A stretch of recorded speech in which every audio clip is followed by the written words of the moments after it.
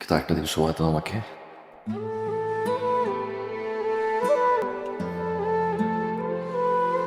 I manage করবো, I promise। সবকিছু এলোমেলো হয়ে যাচ্ছে, কোনোভাবেই বুঝতে পারছে না, আমার রাজি হচ্ছে না। কালকে আমার হলুদ, আর 2 দিন পর বিয়ে।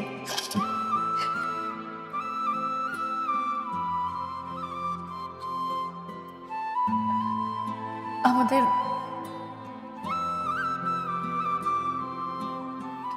চার আঙুলের কপালে আল্লাহ আমাদের লিখে রাখে নাই।